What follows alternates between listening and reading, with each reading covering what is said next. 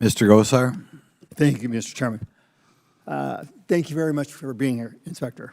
Now, in 2021, the Department of Health and Human Services took over $2 billion designated for other purposes, such as replenishing medical supplies and coronavirus testing, and moved it to house and care for illegal alien children. The executive took advantage of the recently terminated COVID-19 national emergency to spend money on programs unrelated to COVID-19. Are you concerned that the Department of Homeland Security may be using National Emergency Act money to redirect spending, contrary to Congress's intentions? Sir, I think you mentioned Health and Human Services originally. Yeah. In the Department of Homeland Security, it's primarily FEMA who's responsible for the disbursement of COVID-related funding. So we have a number of audits. In fact, we have created a special COVID fraud unit to investigate criminal fraud related to pandemic relief money.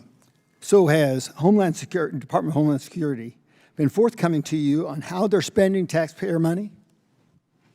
Based on the questions we've asked, we've been provided with information, and we're evaluating that information. Can you tell me the most egregious example of wasteful spending by DHS that you have uncovered?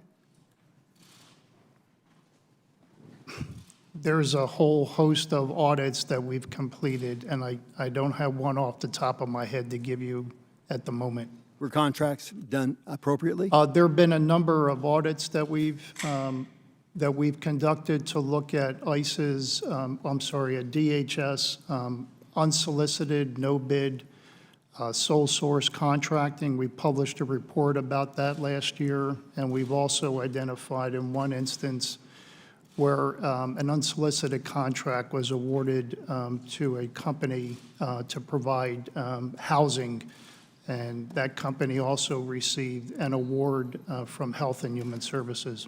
By the way, at the very beginning, I talked about the status of children. What are the status of some of these children? How many have we lost? DHS's responsibility is to care and feed for the children who are in their custody during the term that they're in their custody, which is primarily for a short period of time of about 72 hours. And DHS then releases the unaccompanied minors to Health and Human Services to the Office of Refugee Resettlement. It then turns into a Health and Human Services responsibility. And we've lost a bunch. Well, let me go back to something else. You uncovered the fact that the Secret Service erased text messages in the aftermath of January 6, 2021. After you requested the electronic communications, could you please expound on your office's work in this area? One. Number two, why in the world would the Secret Service erase text messages? That's number two. Does it make you suspicious that there's something to hide? And how many requests for documentation preservation were there? I know of at least 5 preservation notices. And who do those come from? 4 of those were issued by majority members of oversight committees in the last Congress, starting on January 16 of 2021. 4 from a committee or multiple committees, and 1 from our office when we opened an audit of the events of January 6th. Can you come up with any idea why the Secret Service under preservation notices would erase emails? We've been unable to get an answer to that question. Wow, that's pretty incredible. Last time, you mentioned that there was a 100% increase in ICE's notices to appear, an NTA, from October of 2020 to April of 2022.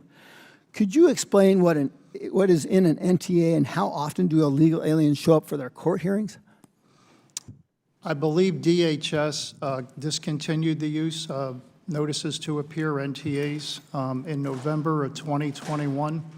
They began to issue notices to report, which required migrants to report to an immigration court on a predetermined date.